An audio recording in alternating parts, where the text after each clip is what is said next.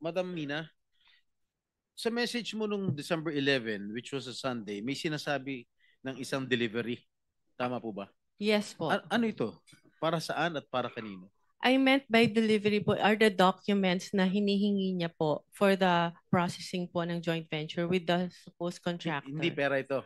Kasi ang Hindi. ini-insinuate ni Bryce Hernandez no sa House of nung nag-testify siya, ang insinuation sa akin because of my connections allegedly with certain Beng Ramos and yourself na staff ko raw si Beng Ramos, yung delivery na, ang pinalabas niya sa house, yung delivery niya, yung ibig sabihin ng delivery, pera.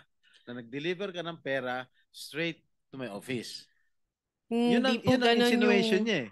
Ang agreement po is kami po kasi yung gagastos sa processing No, fee. no. So yung po siguro yung nire-refer niyang Excuse me, I'm pera. telling you that that was his insinuation when he testified in the Yes. House of Representatives. Yes. Pero right now, you are saying na hindi mo ako kilala, hindi ka po. nagpunta sa aking Hindi tanggapan. rin Correct? po. Yes, Your Honor. So lumalabas talaga na wala akong kinalaman kung ano man ang transaksyon niyo ni Bryce Hernandez. Am I correct? Yes, Your Honor. There, 1 second. 1 second. With the permission of Senator Estrada. Yes, please. So hindi mo kilala si Senator Inggoy at hindi ka nagdala ng pera sa kanya? Hindi po. Kahit po kay Bryce, wala po akong dinalang pera. Okay. So talagang safe ka na. Please continue. Okay. Nabigyan ka ba o na-awardan ka ba ng DPWH project ni Bryce? Wala po kaming na-award na project dahil hindi nga po kami natuloy na mag-bid, Your Honor. So kasi again for the last time, pinalalabas kasi ni Bryce Hernandez ng text message ay patungkol sa akin. Okay? Very clear yan. Pero mismo ang taong kausap sa text ay nagpapatunay na kayo na wala naman akong kinalaman dyan. Can Wala you please po. confirm? Your Honor, ang usapan pa lang po namin is magkakaroon pa lang po ng joint venture para po mag-qualify po kami. And for that, sa ganyang pagkakataon po kasi, meron pa pong invitation to bid and hindi ko pa rin po alam kung ano yung project specifically dahil nga po over the phone lang kami nagkakausap. That's why I want to send a staff para po mas malaman mabuti ano ba yung project na sasalihan po namin na for the joint venture agreement. Before you proceed, Senator Jinggoy, the committee welcomes DOJ Secretary Crispin Boying Remulla to the Senate. Thank you. Thank you. So, tapos na ako sa iyo, Madam Mina. Tiga Sambales Nice ka pala? to meet Tiga you, sir. Sambales ka? Opo. Lumaki ka Sambales? Yes po. Marunong ka magsalita? Opo. And to add po, my father is also a public servant for more than half of his life and he's known to be incorruptible. Kaya ang sakit po na madrag talaga yung pangalan. Okay. Tanda mo manambali? Yeah po. Okay.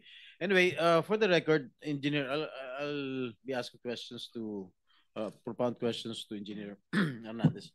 Are you done with Ms. Mina? So we Yes, can I'm excuse done. her? Yes, please. Unless other members will be asking questions pa. Wala naman. Okay. So you cannot leave yet. Okay. Mr. Bryce Hernandez, hindi tayo personal magkakilala. Do you confirm? Yes, Your Honor. Ni minsan ay hindi po ako tumawag sa iyo, nag-text message sa iyo, nag-message. Tama ba? Yes, Your Honor. Sinabi mo sa testimony mo sa house na binigay mo ang pera kay D.E. Henry Alcantara at siya ang nagsabi sa iyo na bibigyan daw niya ako. Is this correct? Wala pong specific na sinabing ganun, Your Honor. Pagkatapos mo ko dinurog sa house ngayon, wala ka specific na sinabi. Yung dito po kay... Pakinggan mo muna ang tanong ko, Mr. Bryce. Sabi mo sa testimony mo sa House of Representatives na binigay mo ang pera kay D.E. Henry Alcantara at siya ang nagsabi sa iyo na bibigyan daw niya ako. Is this correct? Tungkol po dun sa 2025 projects, opo. Okay. Hindi po dun sa 2022. Mr. Bryce, you mentioned the name or names of Senator Estrada and Senator Villanueva. Is it Senator Estrada twice on 2 occasions sa House? Yes po. 10:40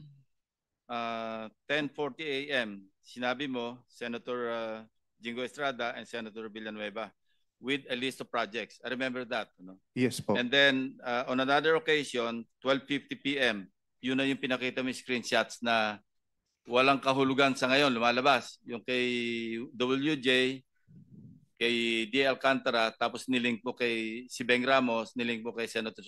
Cleared na yon. Yes. Cleared na yon. Actually, regarding po doon, Your Honor, meron po akong follow-up na Sige. text message po na nag-confirm na nagdala po it's either Ma'am Beng or Ma'am Mina sa office. Dinala po doon sa administrative officer namin noong time na yon. Meron po akong text message na yun. Galing po sa Chief of Staff ni Boss Henry Alcantara. Kinonfirm po na nakapagdala na ng obligasyon sa office. Do you have that? Yes, text I have message? po, Your Honor. So Kaninong- that's related to the WJ. Yes issue. po, Your Honor. Nagdala ng pera. Can you show that? Yes. Or sige, basahin mo nga. Page. Kaninong office yun? Kaninong office? Ito po yung text message sa akin nung staff po ni Boss Henry. Sinong staff yan? Carlo Rivera po. Carlo Rivera. Sige, pakita na sa screen. Sige po. Andito ba si Rivera? Andito? Hindi ko po napansin, Wala pa. parang wala po. Baka pwedeng paimbita, Mr. Chairman. We will.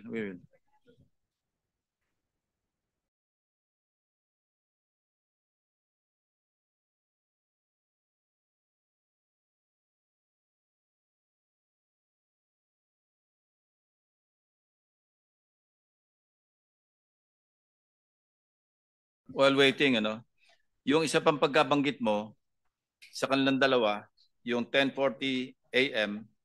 do sa House hearing ng September 9, di ba? September 9. Okay.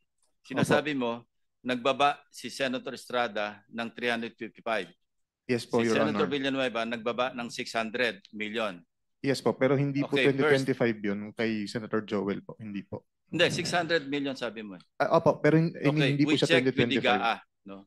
Yung kay Senator Villanueva, in fairness to him, hindi namin makita sa GAA yung mga enumeration mo o yung enumerated list of projects. As far as Senator Jinggoy, nakita namin talaga yung 7 items kasi item for item, chinek namin, nagtugma doon sa sinabi mo. But in fairness to Senator Villanueva, unless you modify the list that you enumerated at tumama doon sa aming chinecheck, then we will also hold him into account. But as of now, we cannot. That's why I did not mention him. Yung 600 mo, mali Mali yung description mo. At wala kami makita. But I want to be truthful, As para Senator Jinggoy, nakita namin yung 355. Now, ibang usapan yon doon sa sinasabi mong 30%. The burden of proof is on you. Kasi sinabi mo, merong 30% si Senator Jinggoy. Yes po. Oh, how will you prove that? Si Boss Henry po actually, babasahin ko na po. Okay na ba yung screenshot niya? Oh, sige. Pakilabas mo muna yung screenshot.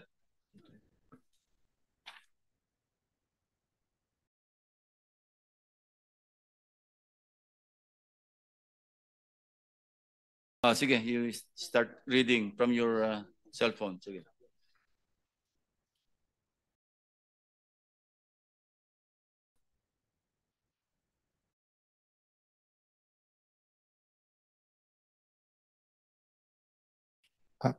Hindi mabasa yung green, basahin mo na lang dyan.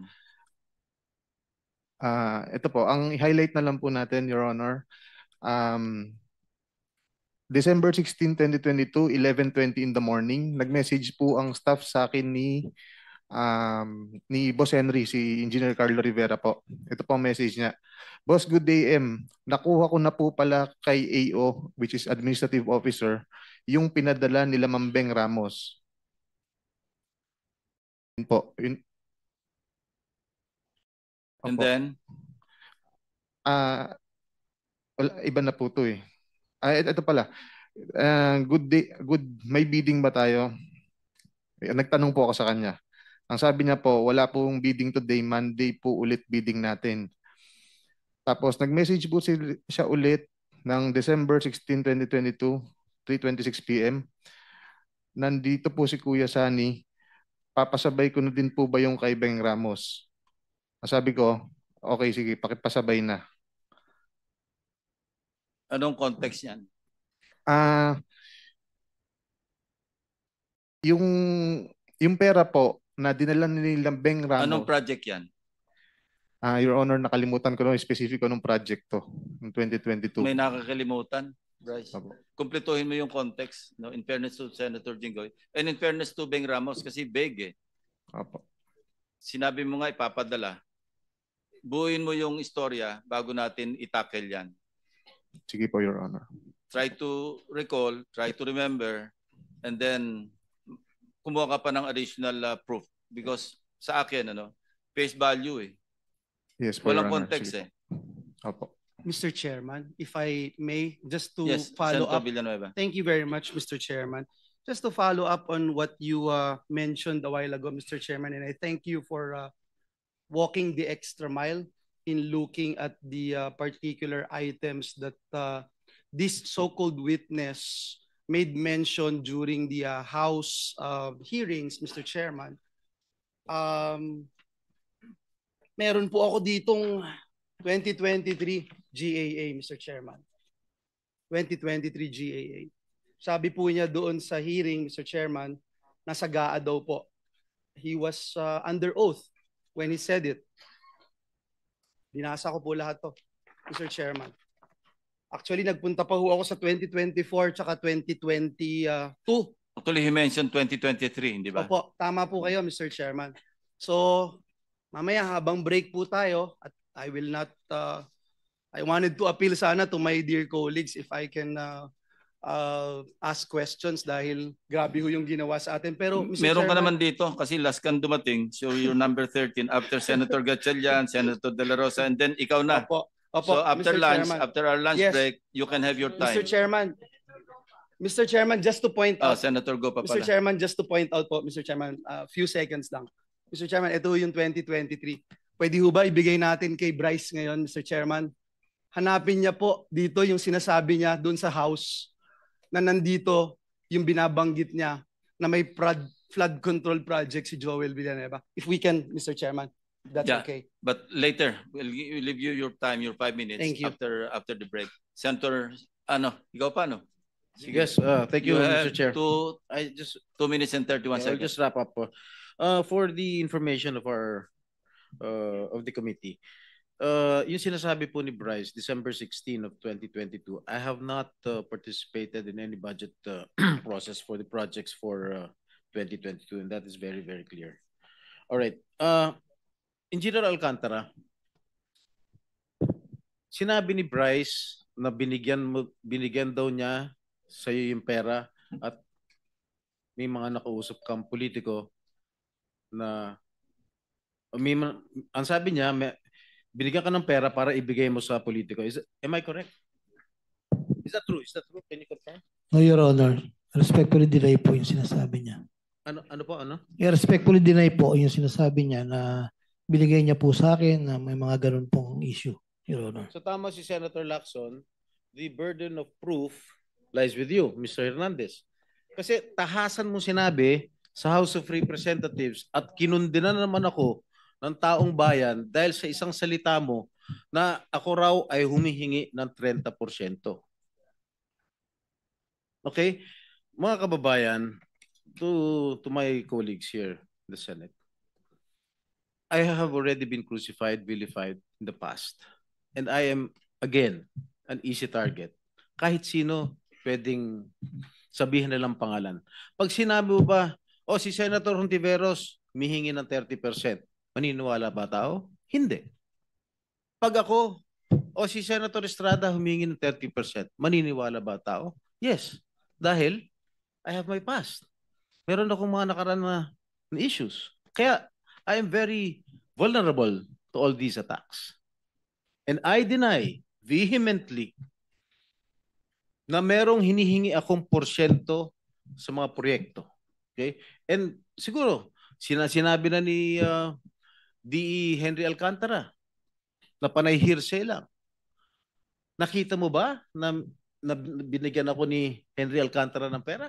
Did you see? Did you ever see Alcantara handing money over me to me? I don't think so. Meron ba may nakita ka ba? Sagutin mo lang, yes or no, may nakita ka ba? Wala po. Okay. That's all, Mr. Chair. Thank you for watching. Don't forget to like, share and subscribe for the latest hot news of the press.